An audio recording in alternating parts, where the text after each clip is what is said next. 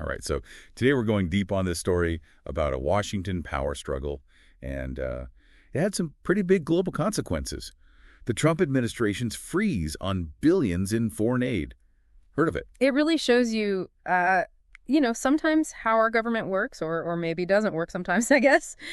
Congress wants to spend money on foreign aid, but then the president has other ideas, and then the courts have to get involved to, try to figure it all out. Yeah, sounds kind of messy. So was this just a fight over money, or was there something more to it? Well, on the surface, it was billions of dollars, but it goes way deeper than that. This is about America's role in global development, the effectiveness of foreign aid in general, and even the power dynamics between the different parts of our government.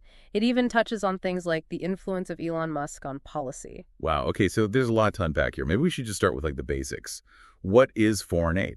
And who is in charge of it? Think of it as the U.S. helping other countries, often these developing nations, with things like healthcare and education, economic growth, and disaster relief.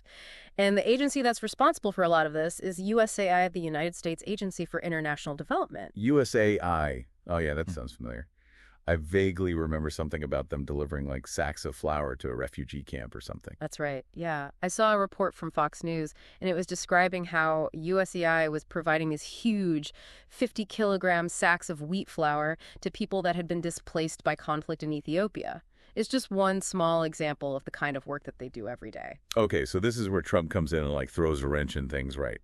I remember reading something about him wanting to cut way back on foreign aid. He did, yeah. CNN reported that the Trump administration was trying to terminate over 90% of USAID awards. That's almost 5,800 different projects. And on top of that, Fox News and the BBC both said that he wanted to slash another $60 billion from the foreign aid budget. Whoa, those are some huge numbers. What was his reasoning behind cutting so much? Well, it was part of a bigger plan to basically shrink the size and the scope of government in general. The administration argued that they were trying to eliminate waste, make things more efficient, and align USAID more closely with their own, vision for foreign policy. But didn't Congress already approve all that spending? How could he just freeze it like that? Right, that's where the idea of checks and balances comes in. So in our system of government, nobody has absolute power, right? Congress, they control the purse strings, meaning that they get to decide how the money is spent. But the president has the authority to execute laws and oversee agencies like USAID. So it's like this tug of war then. Congress and the president kind of pulling in opposite directions. Yeah, exactly. And when that happens, the courts, they have to decide who's got the stronger rope. So in this case, a bunch of nonprofit groups that depend on this USAID funding, they sued the administration and they argued that the freeze was illegal and harmful. So the courts had to step in and be the referee in this fight. What happened next? A judge named Amir Ali got the case, and he issued this order saying that the aid money had to keep flowing while he reviewed the situation. Basically, he told the administration, you can't just cut off funding that Congress already approved. I bet the administration wasn't too happy about that, huh? No, not really. They said they needed more time to comply with the order, and they claimed that the president has, broad power when it comes to foreign affairs. So what did Judge Ali do? Did he back down? Oh, no, he didn't back down. Things actually got even more intense. There were reports that the administration was dragging their feet and not really following the judge's instructions. Then Judge Ali, he set a hard deadline, February 26th, for them to pay almost $2 billion in overdue invoices. Wow. Sounds like he was laying down the law. So what did the administration do? Did they scramble to meet the deadline? They decided to go for a Hail Mary. They made this last-minute appeal to the Supreme Court, hoping that they could overturn the lower court's order and keep the aid money frozen. So it all came down to the Supreme Court then. What a wild turn of events. It really was. It was a pivotal moment, not just for USAID's future, but for this balance of power between the different branches of government. And the Supreme Court's decision, it was anything but straightforward. Okay, now I'm really hooked. What did they decide? Well, that's where we'll pick up next time, because this story, it just keeps getting more and more interesting. Okay, so the fate of billions of dollars in foreign aid, not to mention USAID's whole future is hanging in the balance. Yeah. The Supreme Court has to make a decision. So what happened? Well, they ended up rejecting the Trump administration's request to keep the aid frozen. But get this, it was a 5-4 decision. Wow, 5-4. That's close. That tells me that the justices were really struggling with this issue.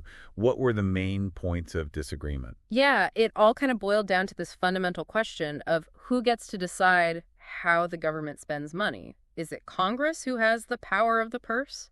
Or is it the president who's, responsible for executing laws and overseeing these agencies? So the Supreme Court sided with Congress.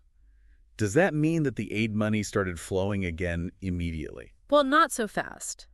See, the court's decision, it was actually focused on like a technicality. Remember that deadline that Judge Ali set for the administration to pay those invoices? February 26th. Yeah, the one that sent them scrambling to the Supreme Court like at the last minute. Right. Well, that deadline had already passed by the time the Supreme Court made their ruling. So basically, they just sent the case back to the lower court and told Judge Ali to clarify like what the administration needed to do now to comply with his original order. So not exactly a clear victory for either side. More like the Supreme Court punting the ball back down the field. Exactly. But even though it was a narrow ruling, it still sent a pretty strong message.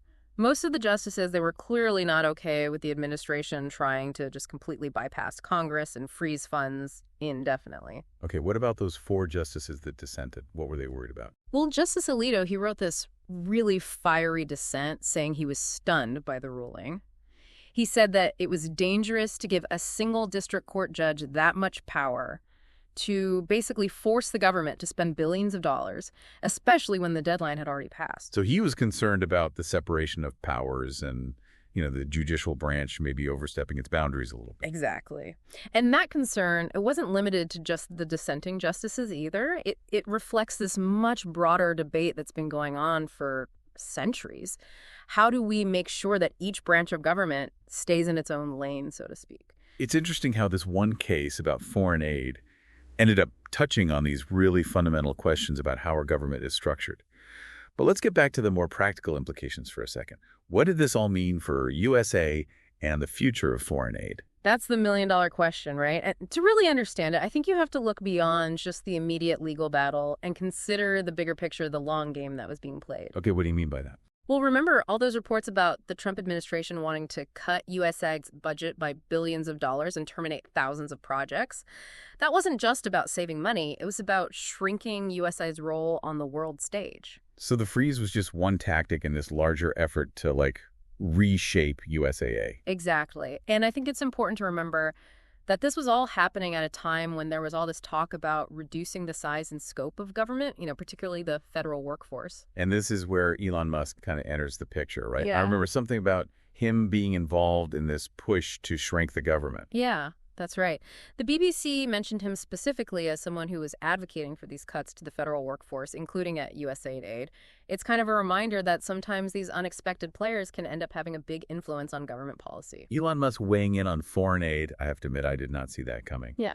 But it makes you wonder if the Supreme Court had ruled differently, what would have happened to USAID? Yeah, it's a fascinating question to think about, isn't it? If the aid freeze had continued indefinitely, would USAID have been able to recover? Or would it have been essentially dismantled? It almost feels like they were trying to dismantle it from the inside out, cutting funding, reducing staff, disrupting programs. It makes you wonder if they were setting the stage for a much smaller, less influential USAID going forward. Right, and that brings up some really important questions about the long-term implications of this whole saga. Did the Supreme Court ruling actually save USAID? Or did it just kind of delay the inevitable? Yeah. Because it's not like everything just went back to normal after that, right? Yeah. What happened next? Did the aid eventually start flowing again? Well, that's where the story takes another interesting turn. The Supreme Court might have resolved the legal battle, but the real-world consequences of the freeze, they were just starting to play out. And some of those consequences were pretty surprising, to say the least. Okay, you've got my attention. What happened? Okay, so Supreme Court has made their decision, but you're saying it doesn't end there. What were the lasting effects of this whole freeze? Well, even though the legal battle was over, USAID had already been through a lot. Remember how CNN was reporting about them, dismantling the workforce, putting people on leave, terminating positions? That had a huge impact on their ability to actually do their jobs. So even if the money started flowing again, they might not have had the people in place to manage all those programs and get the aid where it was supposed to go. Exactly. And it wasn't just about the people either. You have to think about all the projects that were put on hold, all the partnerships that were disrupted, all the trust that was broken.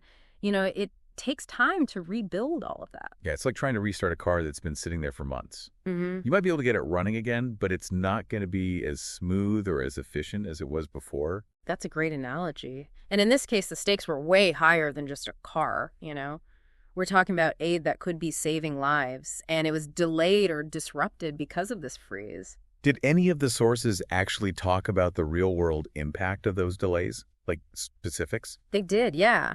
CNN quoted some aid groups saying that the freeze had a devastating impact. They even said that it literally saves the lives of millions of people around the world.